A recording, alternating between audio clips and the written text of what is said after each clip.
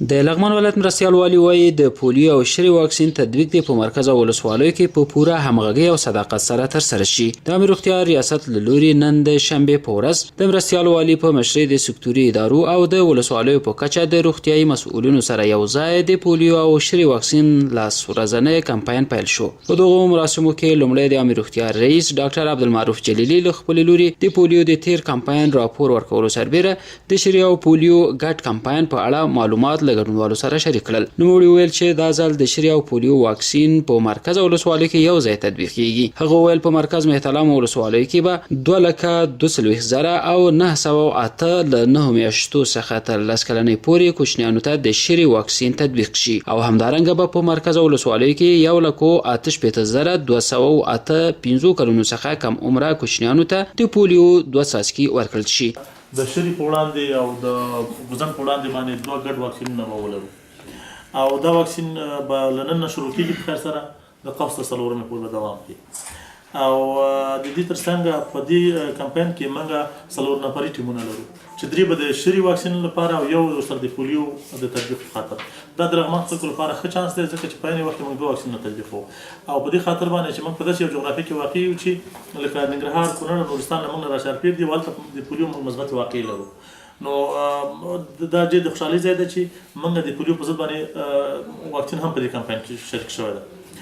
په دې کمپاین کې به جناب معاون صاحب موږ ټول 2,42,908 ماشومان زموږ لپاره هدف دی چې په ټول لغمان کې واکسین کړو او د شری په کمپاین کې موږ 1,4 ټیم لرو چې هر ټیم زموږ 3 نفري د ما وویل او ټول پکې 522 نفر کار وکړي. 401 نفر موږ سوپروایزران لرو پکې او 9 نفر کوارډیناتوران لرو ټول لغمان کې. 15 نفر زموږ د داخلي منیټوران دي.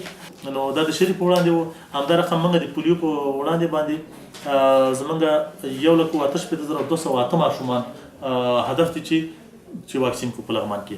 د عامه روغتیا رئیس د عامه پوهاوي په برخه کې یادونه وکړه چې د ټول ولایت په کچه ورسره اړوندې ادارې په ښه ډول همکاري دي چې له امله یې په لغمان ولایت کې هیڅ د پولیو مثبته پیښه نشته دی. په همدې حال کې د اطلاعات او کلتور رئیس او د ملي راډیو ټلویزیون امر هم د واکسین په ښه تطبیق کې له خپل لوري د عامه پوهاوي او نورو برخو کې د مرستو یادونه وکړه. د لغمان ولایت مرستیال والي الحاج شهزاده مظلومیار په خپلو خبرو کې لومړی د عامه روغتیا ریاست له مسؤلینو مننه وکړه چې په ښه ډول د پولیو او شری واکسین تطبیق ته آمادګي نیولې ده. هغه ویل د عامه روغتیا اداره د په مرکز او ولسوالیو کې د دغه کمپاین تطبیق په ایمانداري او ښه ډول ترسره کړي تر څو خدای ناخواسته کومه کوچنۍ ورڅخه پاتې نشي. ډېره مهمه مسله ده او راتلونکي او مستقبل په رابطه چې کوم نسلونه زموږ ته امید او توقع کېږي هغې باید دغسې امراضو نه باید موږ په امن کې وساتو. دا طبیعي ده چې اخلاص ته او جدیت ته او دغه ته شهامت ته پکې ضرورت دی. او بله خبره ده چې د شری واکسین د 9 میاشتې څخه شروع تر 10 کلنۍ پورې تطبیق کېږي او د پولیو واکسین د تولد څخه تر 15 کلنۍ پورې باید دا تطبیق شي کوم چې موږ ته کوم راپورټ گزارش راکړل شوی دی.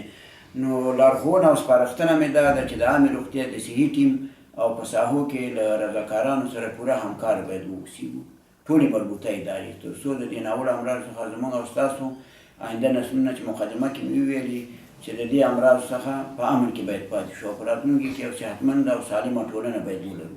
مرستیال والي ټولو سکتوري ریاستونو ته دنده وسپارله چې د شری او پولیو واکسین له تطبیق څخه وروسته دي د خپلو کړنو گزارشونه له ولایت مقام سره شریک کړي. هغه له ولسوالیو څخه د عامه روغتیا راغلو استازو ته هم لارښوونه وکړه چې له ولسوالانو سره د دغه پروسه په ښه ډول مخته یوسي. د یادونې وړ ده چې د پولیو او شری دا ګډ واکسین به 10 ورځې ادامه ولري چې د سلګونه روغتیاپالانو له لوري به په مرکز او ولسوالیو کې تطبیق شي.